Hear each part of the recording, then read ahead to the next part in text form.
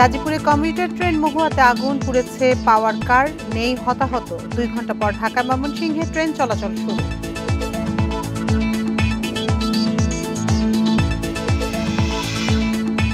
সড়ক নিরাপত্তা নিশ্চিত, যাত্রী হয়রানি রোধে কুমিল্লা, চট্টগ্রাম সহ কয়েক জেলায় বিআরটি এর অভিযান। বাড়তি ভাড়া সহ নানা অভিযোগে জরিমানা।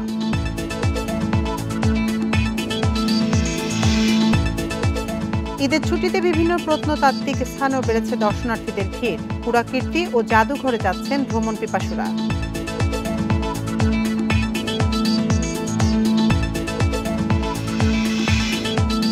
বর্ষার আগেই জলাবদ্ধতা নিরসনে চমক দেখাতে চায় চট্টগ্রাম সিটি কর্পোরেশন। অন্তত অর্ধেক দুর্ভোগ কমানোর আশা।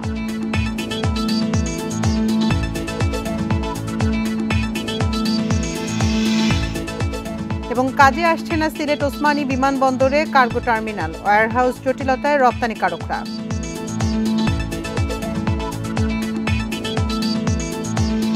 বান্ডেল থাকলে প্রতি সেনমানিতে টাকা বাঁচবে।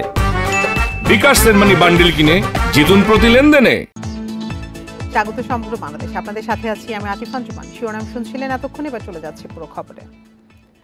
গাজীপুর শ্রীপুরে আগুনে পুড়ে গেছে কমিউটার ট্রেন মহুয়ার পাওয়ার কার।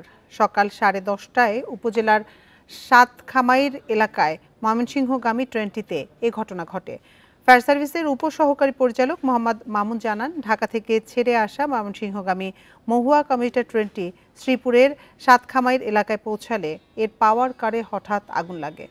খবর পেয়ে ফায়ার সার্ভিসের 2টি ইউনিট ঘটনাস্থলে গিয়ে আধা ঘন্টার চেষ্টায় আগুন নিয়ন্ত্রণে আনে। এতে কোনো হতাহতের ঘটনা ঘটেনি। 2 ঘন্টা বন্ধ থাকার পর স্বাভাবিক হয় ঢাকা ময়মনসিংহ রুটে ট্রেন চলাচল।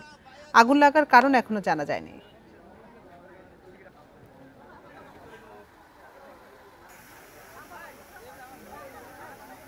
আমরা তাৎক্ষণিক দ্রুত ব্যবস্থা নিয়ে 11:50-এর মধ্যে আগুনটাকে নিয়ন্ত্রণ করতে সক্ষম হই।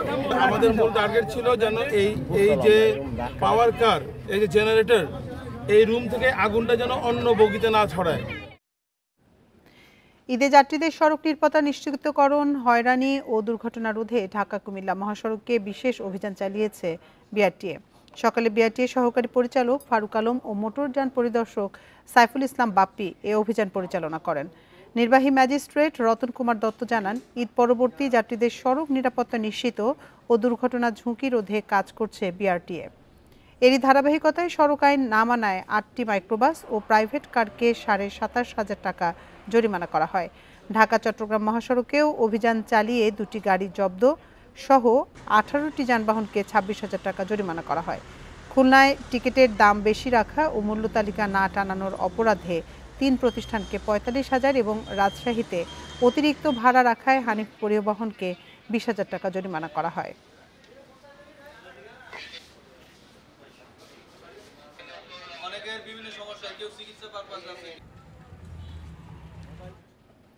ঈদের ছুটিতে জনপ্রিয় পর্যটন কেন্দ্রের পাশাপাশি দেশের বিভিন্ন প্রত্নতাত্ত্বিক স্থানেও ভিড় করছেন দর্শনার্থীরা। বন্ধু স্বজনদের নিয়ে ভ্রমণ পিপাসুরা যাচ্ছেন বিভিন্ন প্রাচীন পুরাকীর্তি, প্রত্নতাত্ত্বিক নিদর্শন ও জাদুঘরে। ঈদের ছুটিতে ঘুরতে আসা দর্শনার্থীদের নিরাপত্তায় সজাগ ট্যুরিস্ট পুলিশ। ঈদের টানা ছুটিতে দেশের প্রাচীনতম প্রত্নতাত্ত্বিক স্থাপনা বগুড়ার মহাস্থানগড়ে আসছে বিপুল সংখ্যক দর্শনার্থী। দেশের প্রাচীন ইতিহাস আর ঐতিহ্য জানতে জাদুঘরে রাখা হাজারো নিদর্শন ঘুরে দেখছেন তারা। এখানে এসেছি সবার সঙ্গে, আমার খুব ভালো লেগেছে এখানে এসে। যেহেতু আমাদের ইতিহাস ঐতিহ্যের একটি অংশ, তো আরো ভালো লেগেছে এখানে এসে। এবারের ঈদের ছুটিতে 7,000-এর বেশি দর্শনার্থীর আগমন হতে পারে বলছে কর্তৃপক্ষ। ইতিহাস ঐতিহ্য এবং প্রত্নতাত্ত্বিক দিক থেকে খুবই প্রাচীন। সারা বছর এখানে প্রচুর দর্শনার্থী আসে। এছাড়াও 2 ঈদে প্রচুর দর্শনার্থী এই ইতিহাস ঐতিহ্যকে জানার জন্য মহাস্থান ঘরে আসে। কুমিল্লার লালমাই পাহাড়কে ঘিরে শালবন বিহার, রূপবান মুরাসহ প্রত্নতাত্ত্বিক নিদর্শনগুলোতে মানুষের ঢল। লালমাটির পাহাড়ের পাদদেশে বৌদ্ধ বিহারগুলো দেখতে কুমিল্লা ছাড়াও দেশের বিভিন্ন জেলা থেকে এসেছেন দর্শনার্থীরা। আমি আমার ফ্যামিলির সবাই, আমার বোনের হাজবেন্ড, আমার হাজবেন্ড, আমরা সবাই একসাথে আসছি। আমার ভাতিজি ভাগ্নি আছে, তাদের এই প্রথম। তারা অত্যন্ত খুশি যে এত সুন্দর একটা জায়গা দেখতে পেরে, বিশেষ করে ঐতিহ্যবাহী জায়গা। কুমিল্লা ট্যুরিস্ট পুলিশ কুমিল্লা জোনের পক্ষ থেকে সার্বিক নিরাপত্তা দেওয়ার চেষ্টা করছি এবং সার্বক্ষণিক আমাদের পোশাকধারী প্লাস সাদা পোশাকে আমাদের পুলিশ বিচরণে আছে। নারায়ণগঞ্জের সোনারগাঁয়ের বিভিন্ন পর্যটন কেন্দ্রেও দর্শনার্থীদের সমাগমে মুখর। বাংলাদেশ লোক কারুশিল্প ফাউন্ডেশন, পানামা নগরী ও বাংলার তাজমহল সহ বিভিন্ন স্থানে পরিবার পরিজন নিয়ে ঘুরছেন দর্শনার্থীরা। পরিচিত হচ্ছেন বাংলার প্রাচীন ঐতিহ্যের সাথে। জাদুঘরে এসেছি, এখানে খুব ভালো লাগছে, ঘোরাফেরা করলাম।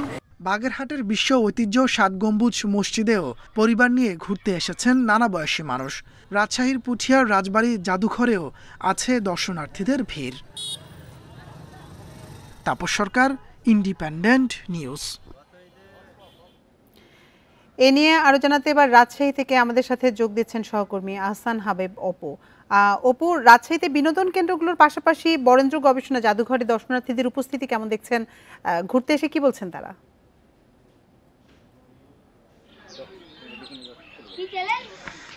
আমি এখন আছি আসলে রাজশাহীর ঐতিহাসিক বড়কুঠি এলাকায়। এটি পদ্মা নদীর পাড়ে অবস্থিত।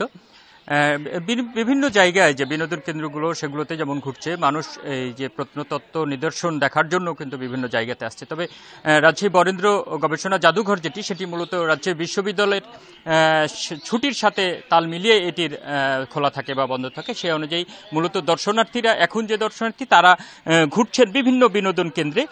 আর রাজশাহীর প্রত্নতত্ত্ব নিদর্শনের মধ্যে আমরা পুঠিয়ার রাজবাড়ি আছে, এইখানে এর বাইরে যেগুলো আছে বিভিন্ন জায়গায় বিভিন্ন পার্ক আছে, সেগুলোতে মানুষজনের আমরা আনাগোনা দেখছি। আর এই মুহূর্তে যখন আছি তখন কিন্তু আসলে ঘোরাফেরার যে জায়গাগুলো সেগুলোতে দর্শনার্থীদের উপস্থিতি অনেকটাই কম। তার কারণ হচ্ছে যে রাজশাহীতে এমনিতেই তাপমাত্রার কারণে মানুষ দুপুরবেলা একেবারে বিকেল না হওয়া পর্যন্ত আসলে বাইরে সেভাবে ঘুরতে বের হওয়ার মতো পরিবেশ তৈরি হয় না।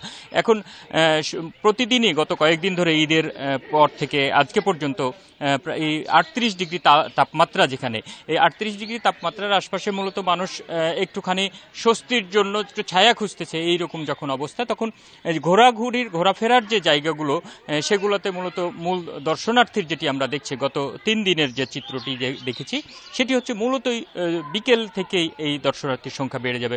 এবং আমরা যে জায়গাটাতে আছি সেখানে আমরা দেখাতে পারছি যে এখানে মূলত বিপুল সংখ্যক দর্শনার্থী প্রতিদিনই আসছে। তারই অংশ হিসেবে কিন্তু এখানে বিভিন্ন ছোটখাটো দোকান, যেগুলো খাবারের দোকান, এসব কিন্তু বসছে কয়েকদিন ধরেই। আজকেও ঠিক তাদের প্রস্তুতিটাই আমরা এখন দেখতে পাচ্ছি। পদ্মা নদীর ধারটা, যেটি আমরা এখন যে জায়গাতে আছি, মূল রাজশাহীতে বিনোদন প্রেমী যারা ঘুরতে পছন্দ করেন তাদের কিন্তু ঘোরার যে জায়গাগুলো আছে, বিভিন্ন পার্ক যে কয়টা আছে বা অন্যান্য যে দর্শনীয় স্থান যেগুলো আছে, তার মধ্যে সবচাইতে জনপ্রিয় জায়গাটি হচ্ছে পদ্মা নদীর পাড়। এখানে বিস্তীর্ণ এলাকা, প্রায় 5-6 কিলোমিটার জায়গা জুড়ে মূলত পদ্মার ধারে মানুষজনের আগমন ঘটছে। এবং আমরা গত 2-3 দিন যেটি দেখেছি যে বিপুল সংখ্যক মানুষ, একেবারে সন্ধ্যার সময় যেটি হচ্ছে সর্বোচ্চ সংখ্যক মানুষের উপস্থিতি দেখতে পাচ্ছি। এবং এই যে নদীর ধারে এখানে হাঁটাহাঁটির মতো লোক মানে জায়গা থাকে না, এরকম অবস্থা, মানে হুড়োহুড়ির একটা পরিবেশ তৈরি হচ্ছে। এবং এইখানে যারা আছে, বিক্রেতারা যারা প্রস্তুতি নিচ্ছে, তাদের সাথেও আমি কথা বলছিলাম। তারা যেটি বলছেন যে আর কিছুক্ষণ পরে হয়তো এই যে লোকজন যেটা আসা শুরু হয়েছে, এটির সংখ্যা বাড়বে এবং এটি সন্ধ্যার পরে অন্তত 1 ঘন্টা সময় পর্যন্ত এখানে লোকজন থাকবে বলে তারা আশা করছেন। এবং প্রতিদিনের চিত্রটা দেখেই তারা এই অবস্থাটি বলছেন। অপু, আপনি সাথে থাকুন। এবার আমরা যেতে চাই বগুড়ায়। সেখানে আছেন আমাদের সহকর্মী হাসিবুর রহমান। হাসিবুর রহমান, দেশের প্রাচীনতম প্রত্নতাত্ত্বিক স্থাপনা বগুড়ার মহাস্থানগড়ে দর্শনার্থীদের ভিড় কেমন দেখছেন?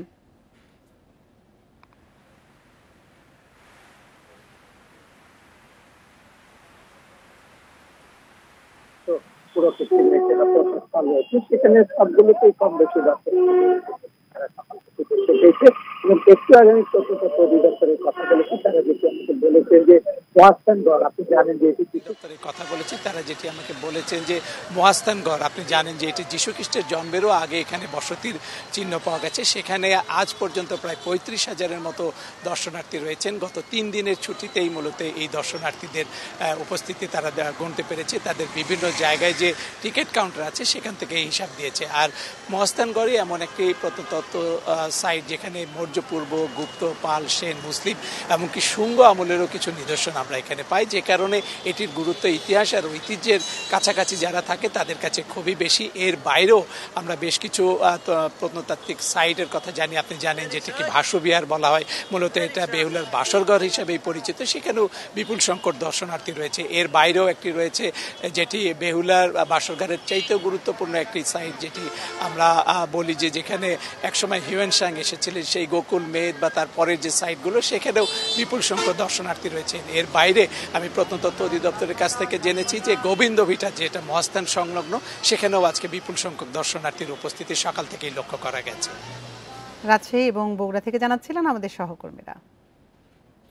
এদিকে ঈদের চতুর্থ দিনেও দর্শনার্থী সমাগমে মুখর বিভিন্ন পর্যটন কেন্দ্র। পরিবার পরিজন নিয়ে আনন্দ উৎসবে মেতেছেন ভ্রমণ প্রেমীরা।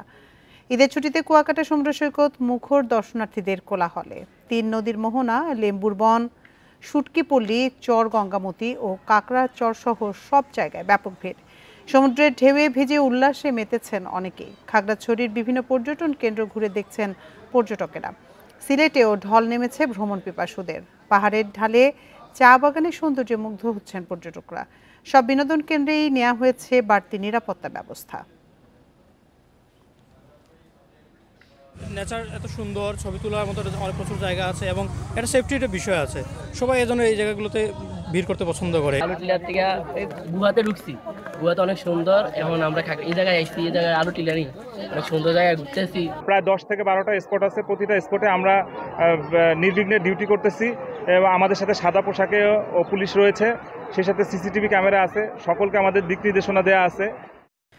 মাদারীপুরের শিবচরে বৃদ্ধ ভ্যানচালক সাইদ মোল্লাকে গলা কেটে হত্যা করা হয়েছে। এই ঘটনায় সৈকত ঢালি নামে এক যুবককে আটক করা হয়েছে। বুধবার রাতে উপজেলার তালতলা এলাকায় এ ঘটনা ঘটে।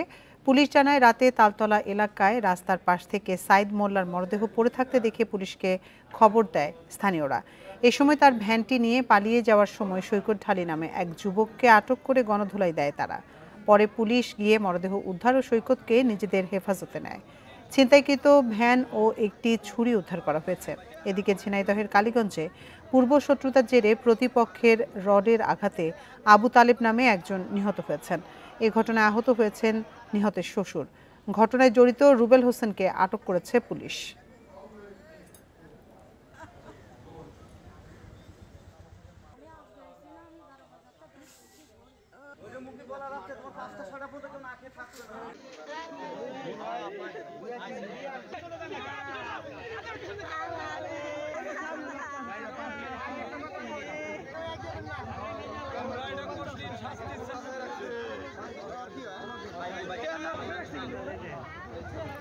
সিলেটে নিষিদ্ধ ঘোষিত সংগঠন ছাত্রলীগের 8 নেতাকর্মীকে আটক করেছে পুলিশ। বুধবার রাতে নগরীর বিভিন্ন এলাকা থেকে তাদের আটক করা হয়। পুলিশ জানায় বুধবার নগরীর ধোপা দিঘির পাড় এলাকায় মিছিল ও লিফলেট বিতরণ করে নিষিদ্ধ ঘোষিত সংগঠন ছাত্রলীগ। 10 থেকে 15 জনের একটি দল মহানগর ছাত্রলীগের ব্যানারে এই মিছিল বের করে। মিছিলের ভিডিও সামাজিক যোগাযোগ মাধ্যমে ভাইরাল হলে সমালোচনা শুরু হয়। পরে তাদের ধরতে অভিযান শুরু করে আইনশৃঙ্খলা রক্ষাকারী বাহিনী। এ সময় মিছিলে নেতৃত্ব দেয়া সাফায়েত খান সহ 8 জনকে আটক করা হয়।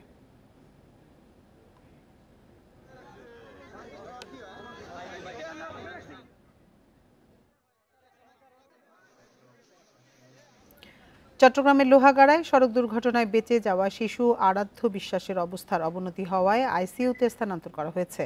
তার মাথায় আঘাত গুরুতর হওয়ায় পর্যবেক্ষণে রেখেছেন চিকিৎসকেরা। এছাড়া একই ঘটনায় আহত দুর্জয় ও প্রেমাকেও হাসপাতালের অন্য ওয়ার্ডে চিকিৎসা দেওয়া হচ্ছে। হাসপাতাল পরিচালক তসলিম উদ্দিন জানান, আহতদের চিকিৎসায় সর্বোচ্চ গুরুত্ব দেওয়া হচ্ছে। তাদের চিকিৎসার ব্যয় হাসপাতাল কর্তৃপক্ষ বহন করছে। এদিকে আহতদের দেখতে দুপুরে চট্টগ্রাম মেডিকেলে গেছেন দুর্যোগ ও ত্রাণ উপদেষ্টা। এ সময় আহতদের উন্নত চিকিৎসায় সব ধরনের ব্যবস্থা নিতে নির্দেশ দেন তিনি। গ্র্যাজুয়ালি ইমপ্রুভ করতেছে, আর 26-এ যেটা আছে সেটাই আরও খুব ভালো, ডিসিএস লেভেল অফ 15 এবং ট্রিটমেন্ট সবগুলো হাসপাতাল থেকে বেয়ার করা হচ্ছে। আরও উন্নত চিকিৎসার জন্য যদি বাইরে প্রেরণ করতে হয়, কিছু করতে হয়, তাও সরকারের পক্ষ থেকে আমরা উদ্যোগ নেব এবং ডাক্তারদের পরামর্শ মতেই নেব। এটা চিকিৎসকদের পরামর্শে যতটুকু করা সম্ভব সব কিছুই আমরা করব। 2 দশকে সংকট না কাটলেও এবার বর্ষা মৌসুমের আগে জলাবদ্ধতা নিরসনে চমক দেখাতে চায় চট্টগ্রাম সিটি কর্পোরেশন। খাল খনন সহ 8 গুচ্ছ কর্মপরিকল্পনা বাস্তবায়ন করেই নগরীর জলাবদ্ধতা গতবারের চেয়ে অন্তত 60% কমার আশা করা হচ্ছে। তবে বিশেষজ্ঞরা বলছেন সেবা সংস্থাগুলোর মধ্যে সমন্বয় ছাড়া সুফল পাওয়া কঠিন। চট্টগ্রাম নগরীর জলাবদ্ধতা নিরসনে সিডিএ সিটি কর্পোরেশন সহ 3 সংস্থা 10 বছরে ব্যয় করেছে 8,000 কোটি টাকা, তবুও মিলেনি সুফল। প্রধান সেবা সংস্থা হিসেবে এ দায় এড়ানোর সুযোগ আছে কি সিটি কর্পোরেশনের? সাধারণ মানুষ বলে যে সিডিএ মিডিয়া আমরা বুঝি না, এগুলো মেয়রের দোষ। কেউ যদি ম্যান হলে তো সেটা আমাদের দোষ, ম্যান হলে পড়বে কেউ, এটা তো আমাকে দায় স্বীকার করতে হবে। জলাবদ্ধতার যেটা সেটা সিডিএ কাজ করতে না পারলেও এটা দায়িত্বটা ঘাড়ে আসে। সংকট উত্তরণে এবার 8 দফা অ্যাকশন প্ল্যান নিয়ে এগুচ্ছে সিটি কর্পোরেশন। আগামী মে মাসের মধ্যেই যা বাস্তবায়নের লক্ষ্য ধরা হয়েছে। 10টা খালকে খনন করার জন্য এবং ড্রেজিং করার জন্য বলেছি, এবং 9টা খালের মুখটা যেগুলি সমুদ্রে এবং কর্ণফুলী নদীতে মিশেছে। বক্স কালভারটা ক্লিন করতে হবে, আগ্রাবাদ থেকে যেটা প্রায় 3 কিলোমিটার লং গিয়েছে। ফ্লোটিং যেগুলি প্লাস্টিক্স ওগুলি ক্যাচ করার জন্য ফ্লোটিং ব্যারিয়ার করছে যাতে নদীতে না যায়, এবং কিছু স্লুইস গেট ইমপ্রুভমেন্টের কাজ করছে। স্বল্পমেয়াদী এই কর্মপরিকল্পনা বাস্তবায়ন কিছুটা চ্যালেঞ্জ মনে করছেন বিশেষজ্ঞরা। তবে শতভাগ বাস্তবায়িত হলে জিসি সহ আশপাশের এলাকার দুর্ভোগ কিছুটা হলেও কমার আশা বিশেষজ্ঞদের। যে সমস্ত জায়গাগুলোতে পানি ওঠে, এবার আশা করছি একদম 60 থেকে 70% কমে যাওয়ার সম্ভাবনা আছে। ওখানে একটা খাল ছিল প্রায় 25 ফিটের মতো, 20 থেকে 25 ফিট, ওটা দখল করে 2-3 ফিট করে ফেলছিল, ওটা ভেঙে ফেলে এখন খাল করে ফেলছে। চট্টগ্রাম নগরীতে 57টি খাল রয়েছে আর নালা রয়েছে প্রায় 1600 কিলোমিটার। এর মধ্যে 10টি খালের তলদেশ ও নদীর সাথে খালের মুখ খননকে বাড়তি গুরুত্ব দেওয়ার কথা জানিয়েছেন বিশেষজ্ঞরা। Abdullah Rakib, independent news, Chattogram. সিলেট ওসমানী আন্তর্জাতিক বিমানবন্দরে পণ্য রপ্তানি করতে নির্মাণ করা হয়েছে অত্যাধুনিক কার্গো টার্মিনাল, কিন্তু যুক্তরাষ্ট্র সহ ইউরোপ অনুমোদিত ওয়্যারহাউস প্যাকেজিং ব্যবস্থা না থাকায় পণ্য রপ্তানি করতে পারছেন না রপ্তানিকারকরা। ফলে প্রায় 26 কোটি টাকা ব্যয়ে নির্মিত কার্গো টার্মিনাল কোনো কাজেই আসছে না। 2022 সালে সিলেট ওসমানী আন্তর্জাতিক বিমানবন্দরে নির্মাণ করা হয় প্রায় 100 টন পণ্য ধারণ ক্ষমতার অত্যাধুনিক কার্গো কমপ্লেক্স, কিন্তু গড়ে তোলা হয়নি আন্তর্জাতিক মানের প্যাকেজিং ব্যবস্থা। এতে 3 বছরেও চালু করা যায়নি কার্গো কমপ্লেক্সের কার্যক্রম। রপ্তানিকারকরা বলছেন, ইউরোপ আমেরিকার অনুমোদিত ওয়্যারহাউসের মাধ্যমে প্যাকেজিং ব্যবস্থা না থাকায় বিপাকে পড়তে হচ্ছে তাদের। বাধ্য হয়ে ঢাকা থেকে পণ্য রপ্তানি করতে হচ্ছে। সময় নষ্ট হয়, পাশাপাশি একটা ব্যয়বহুল ব্যাপারও আছে। তাছাড়া ওইটা সবজির সতেজতা যেটা আছে ওইটা নষ্ট হয়ে যায়, যার কারণে ওইটার কোয়ালিটি ঠিকঠাক থাকে না। ব্যবসায়ীরা বলছেন, সিলেট অঞ্চলের শাকসবজি, আনারস, লেবু জাতীয় ফল, সাতকরা, হিমায়িত মাছ, সুগন্ধি চাল, বেতের আসবাব, নকশি কাঁথা এবং কুটির শিল্পের বিশাল বাজার রয়েছে ইউরোপ, আমেরিকা ও মধ্যপ্রাচ্যে। সঠিক উদ্যোগ নেওয়া হলে এগুলো রপ্তানি বাড়ানো সম্ভব। আমি মনে করি যে সিলেটে একটি কার্গো প্যাকেজিং সিস্টেম চালু করা উচিত, ল্যাব চালু করা উচিত, তারপরে রপ্তানির ব্যবস্থা গ্রহণ করা উচিত। সরকার যদি মনে করে যে এই মুহূর্তে এই টাকা ইনভেস্ট করা সম্ভব না, সরকার পিপিপি পদ্ধতিতে আমাদেরকে পার্টনার বানিয়ে ওই ব্যবসা চালু করতে পারবে। বেসরকারি বিমান চলাচল কর্তৃপক্ষ বলছে, কার্গো টার্মিনাল পুরোপুরি চালুর জন্য প্রস্তুতি শেষ পর্যায়ে। দ্রুত আন্তর্জাতিক মানের প্যাকেজিং ব্যবস্থা চালুর মাধ্যমে সচল করা হবে টার্মিনাল। আমরা যদি সিলেটের থেকে একটা শুরু করতে পারি তাহলে আমাদের চাপ কমে যাবে এবং এই এরিয়ার যত লোড আছে আমরা পাঠাতে পারবো। প্লাস আমাদের জানেন যে আমাদের কৃষি পণ্যের ব্যাপারে একটা আছে, আমরা যেগুলো পাঠাতে পারছি না। আমাদের বিদেশি যে এয়ারলাইন্সগুলো আসবে এবং যে কোম্পানি আছে প্রত্যেকের সাথে কথা হয়েছে, তারা এখানে ইন্সপেকশনও করে গেছে, satisfied. Now it is a matter of time to start. Cargo টার্মিনালের মাধ্যমে পণ্য রপ্তানির সুযোগ বাড়লে সুফল পাবে পুরো অঞ্চলের অর্থনীতি। Independent news. সাতক্ষীরার আশাশুনির খোলপেটুয়া নদীর ভেঙে যাওয়া বেড়িবাঁধ মেরামত করছে সেনাবাহিনী। পানি উন্নয়ন বোর্ড ও স্থানীয়দের সাথে নিয়ে বালি ভর্তি টিউব বসানোর কাজ করছেন তারা। এছাড়া 55 পদাতিক ডিভিশনের ইঞ্জিনিয়ার্স ব্যাটালিয়নের একটি দলও বাঁধ মেরামতের কাজে যোগ দিয়েছে। এর আগে সোমবার সকালে খোলপেটুয়া নদীর 150 ফুট বেড়িবাঁধ ভেঙে বিছট, বল্লভপুর সহ 6টি গ্রাম প্লাবিত হয়। এতে 5000 হেক্টর জমির বাগদাঘের ও 1000 হেক্টর বোরো ধান তলিয়ে যায়। ডুবে যায় শতাধিক বসত বাড়ি। ঘরবাড়ি হারিয়ে নিঃস্ব এসব পরিবারের দাবি টেকসই বেড়িবাঁধ নির্মাণের।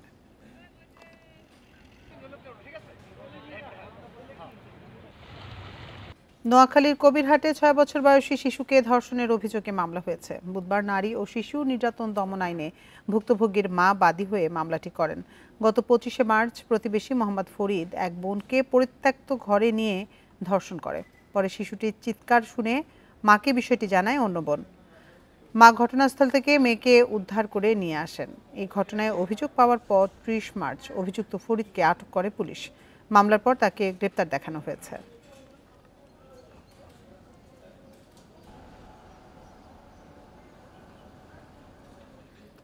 আনন্দঘন পরিবেশে কুমিল্লার বিপুল আশার আহমদ উল্লাহ উচ্চ বিদ্যালয়ের হীরক জয়ন্তী উৎসব পালিত হয়েছে। সকালে উৎসবের উদ্বোধন করেন সাবেক সচিব ও রাষ্ট্রদূত শাহাবুল্লাহ। এ উপলক্ষে সকালে একটি র্যালি বের হয়। র্যালিটি বাজারে বিভিন্ন সড়ক ঘুরে স্কুল মাঠে গিয়ে শেষ হয়। পরে জাতীয় সঙ্গীতের মাধ্যমে জাতীয় পতাকা উত্তোলন করা হয়। আগতদের ফুলেল শুভেচ্ছা ও হীরক জয়ন্তী উৎসবের ব্যাচ পরিয়ে দেয়া হয়। এ সময় প্রাক্তন শিক্ষার্থীরা তাদের স্কুল জীবনের স্মৃতিচারণ করেন। এদিকে মাগুরা সরকারি উচ্চ বিদ্যালয়ের ১৭০ বছর পূর্তি উপলক্ষে শিক্ষার্থীদের ঈদ পুনর্মিলন অনুষ্ঠিত হয়েছে। এতে স্কুলের প্রাক্তন ও বর্তমান শিক্ষার্থীরা অংশ নেয়। এছাড়া পিরোজপুরের স্বরূপকাঠি কলেজিয়েট একাডেমির ৫০ বছর পূর্তি উপলক্ষে পুনর্মিলনী অনুষ্ঠিত হয়েছে।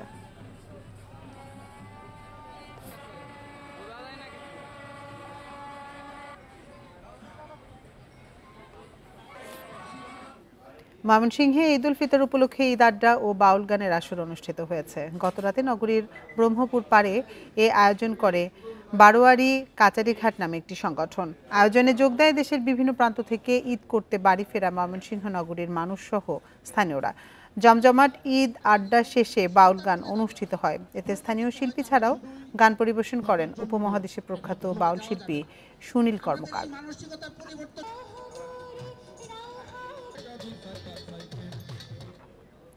কিশোরগঞ্জের মিঠামইন হাওরে ঘোড়াউত্রা নদীর উপর নির্মিত হচ্ছে জেলার সবচেয়ে বড় পাকা সেতু।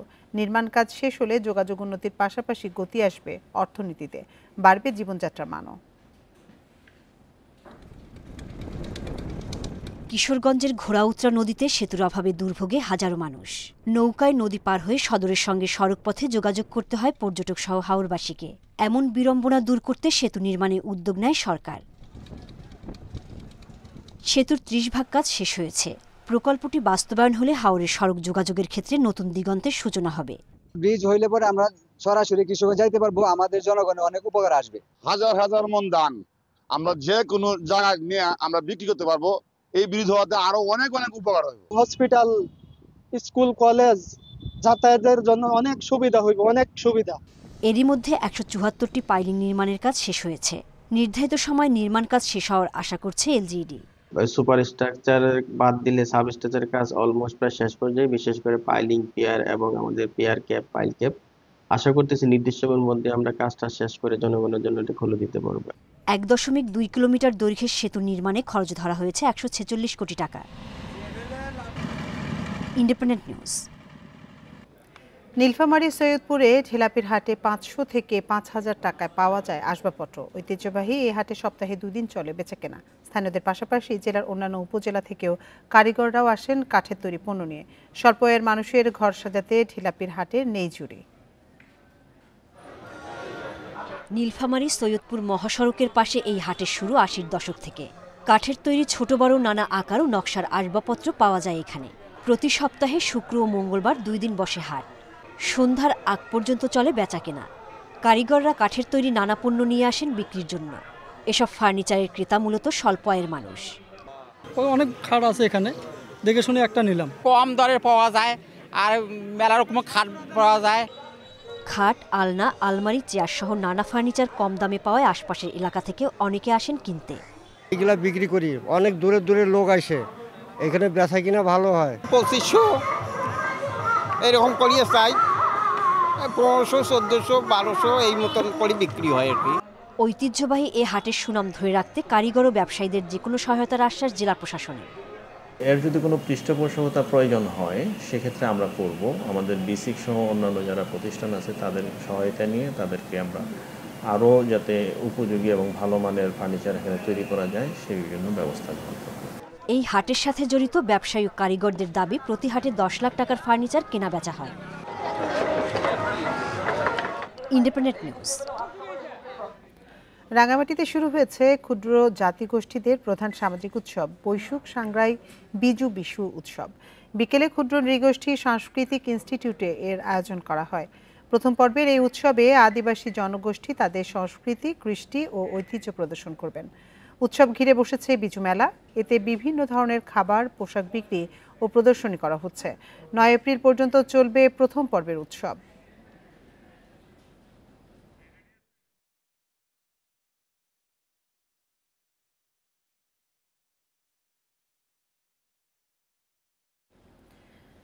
এ নিয়ে আরো জানাতে রাঙামাটি থেকে আমাদের সাথে যোগ দিচ্ছেন সহকর্মী হিমেল চাকমা। হিমেল চাকমা, এই উৎসবের আয়োজন কেমন দেখছেন, আর বিজু মেলায় দর্শনার্থী সমাগম কেমন? আসলে সবাইকে বৈশুখ সাংগ্রাই বিজুর শুভেচ্ছা রাঙ্গামাটির ক্ষুদ্র নৃগোষ্ঠী সাংস্কৃতিক ইনস্টিটিউট প্রাঙ্গণ থেকে। আসলে কিছুক্ষণ আগে মূলত বেলুন উড়িয়ে রাঙ্গামাটিতে যে 7 দিন ব্যাপী যে অনুষ্ঠান সেটা উদ্বোধন করা হয়েছে অলরেডি। তো আসলে এখানে যে মানুষের যে সমাগমটা বলা যায় যে আসলে অসংখ্য মানুষ এখানে জড়ো হচ্ছেন। আমরা দেখি যে প্রত্যেক বছর যে পরিমাণ মানুষ হয় কিন্তু এবারও কিন্তু ব্যতিক্রম না, কিন্তু আমরা প্রতিদিনই দেখি যে মানুষ জড়ো হয়, এবারও কিন্তু সেভাবে হচ্ছে। কারণ এখানে অলরেডি ইতিমধ্যে যে উদ্বোধন হওয়ার পরে যে যারা অতিথিবৃন্দ তারা বক্তব্য রাখছেন, পাশাপাশি আমরা এখানে দেখছি বিভিন্ন ধরনের যে আয়োজন, যে চাকমা, মানমা, ত্রিপুরা, পাঙ্কো, লুসাই এই সমস্ত যে জনগোষ্ঠী তারা তাদের যে বিভিন্ন ধরনের তাদের সংস্কৃতি কার্যক্রম, পাশাপাশি তাদের যে ঐতিহ্যবাহী কালচার তারা এখানে ডিসপ্লে করতেছেন। পাশাপাশি এখানে তাদের যে বিভিন্ন ধরনের হস্তশিল্প আদিবাসী জনগোষ্ঠীর সেগুলো তারা প্রদর্শন করছেন স্টলের মাধ্যমে। এখানে প্রায় 200টি স্টল দেওয়া হয়েছে এবং আদিবাসী জনগোষ্ঠীর যে তাদের যে খাদ্য বা তাদের যে জিনিসপত্র সেগুলো তারা এখানে এই মেলার মাধ্যমে তারা উপস্থাপন করছেন। এর মাধ্যমে আসলে আমরা দেখতে পাচ্ছি যে আসলে যে এখানে একটা মিলন মেলা, যে পাহাড়ের যে সমস্ত জাতিগোষ্ঠীর যে মিলন মেলা, সেটা আসলে আমরা এখানে লক্ষ্য করি। সকল সম্প্রদায় এখানে অংশগ্রহণ করেছে। তো এই অনুষ্ঠানটা আগামী 9 এপ্রিল পর্যন্ত চলবে এবং এরপরে আমরা যে কর্মসূচি আছে আর দ্বিতীয় পর্যায়ের যে কর্মসূচি অর্থাৎ বাংলাদেশ আদিবাসী ফোরাম চট্টগ্রামের অঞ্চলে সেটা আরো 3 হিমেল, আপনাকে অসংখ্য ধন্যবাদ। রাঙামাটি থেকে জানাচ্ছিলেন আমাদের সহকর্মী হিমেল চাকমা। আর এই ছিল সমগ্র বাংলাদেশের আজকের আয়োজনে। এতক্ষণ সাথে থাকার জন্য ধন্যবাদ সবাইকে।